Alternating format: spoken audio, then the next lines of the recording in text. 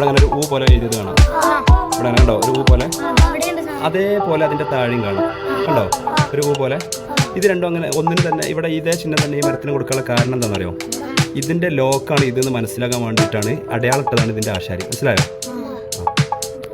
ഈ പള്ളി ശ്രദ്ധിക്കുക, ഈ പള്ളി നിർമ്മിച്ചത് ഒരൊറ്റ മരം കൊണ്ടാണ്. ഈ മരങ്ങളൊക്കെ ഒരു തടിയിൽ നിന്നാണ് ഉണ്ടായത്, ഒരൊറ്റ മരത്തിൽ നിന്ന്. ഈ മരത്തിൻ്റെ അവസാന ഏറ്റവും അടിയിലുള്ള ഭാഗം ആണ് ഇതിൻ്റെ ഈ ഭാഗം. ഈ മേലെ കണ്ടോ, ഇത് കണ്ടോ ഈ കാണുന്നത്, ഇത് ഈ ഭാഗത്തിൻ്റെ ഈ മരത്തിൻ്റെ ഏറ്റവും അടിഭാഗമാണ്.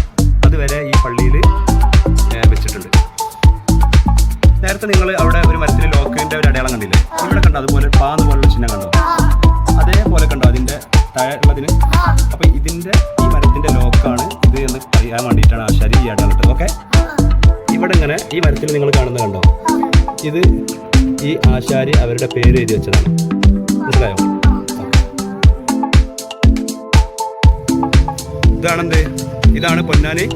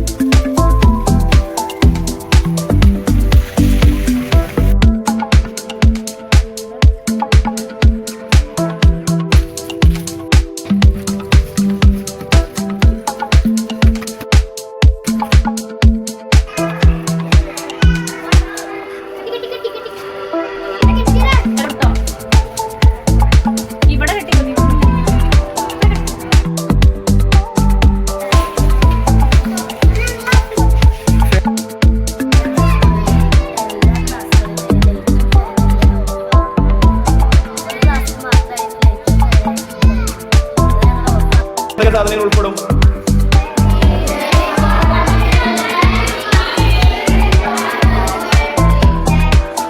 Battery, laptop, fridge,